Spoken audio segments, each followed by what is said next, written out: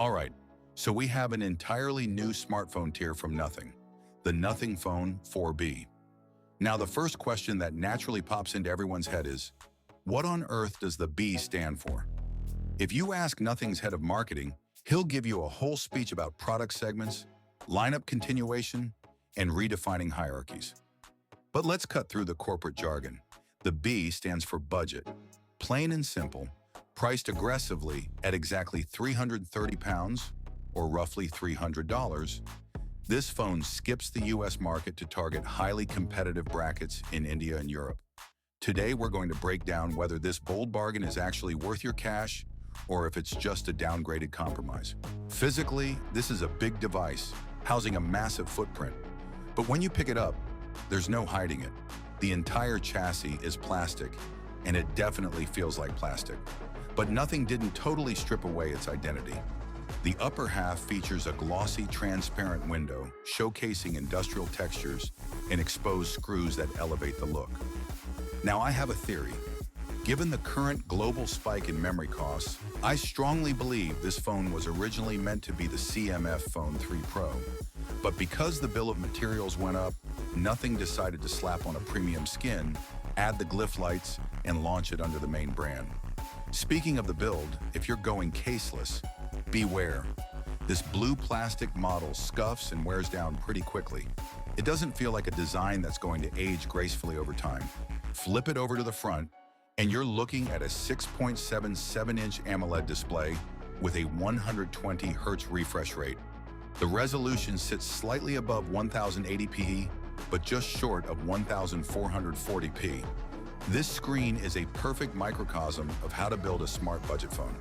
It's a balancing act of giving you premium fundamentals while cutting corners where you either won't notice or won't care.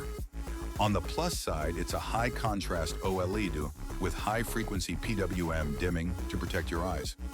On the downside, because it's not using a flexible panel, the bezels aren't perfectly uniform, and you get a noticeable chin at the bottom. The anti-glare coating is also noticeably weaker than what you get on more expensive phones, and the optical fingerprint scanner sits a bit low and feels a bit sluggish. But for day-to-day scrolling, the fundamentals are perfectly fine. If this had stayed a CMF phone, they probably would have snuck a useless third-depth sensor on the back just to market it as a pro camera system. Thankfully, under the Nothing brand, we get a solid, no-nonsense 1-2 punch. One primary lens and one ultra-wide.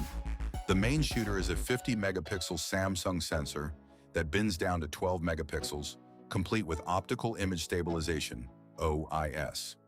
Now, it's a physically tiny sensor, smaller than the telephoto cameras on most flagships.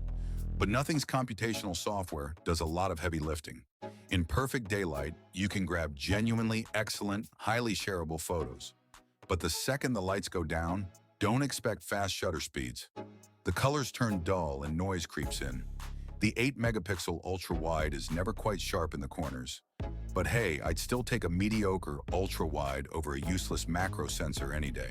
Under the hood, the Phone 4B runs on the Snapdragon 6 Gen 4 chipset. On paper, this is a lower to mid-range chip that benchmarks close to flagships from 7 years ago, like the old OnePlus 7 Pro. However, the GPU is far more modern, and Nothing packed a massive vapor chamber inside to keep sustained performance stable during gaming sessions. But the real magic here is the software. Right out of the box, I was greeted with an update to Nothing OS 4.1, and it has been smooth sailing ever since. Combined with a blazing 1000 Hz touch sampling rate, the phone feels incredibly responsive, punchy, and fast. Does it stutter occasionally when heavy multitasking kicks in?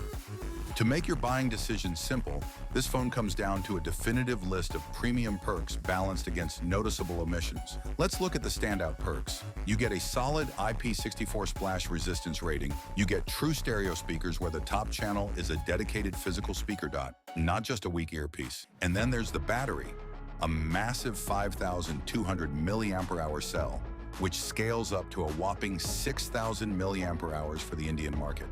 This is easily a full day-and-a-half phone and the largest battery ever in a Nothing device. Plus, the signature Glyph lights are brighter here than on the 4A, complete with the vintage blinking red video recording light. As for the shortcomings, there is no wireless charging. The Indian variant completely lacks NFC.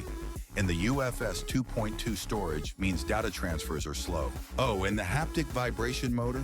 It's incredibly mushy and easily one of the weakest parts of the hardware experience.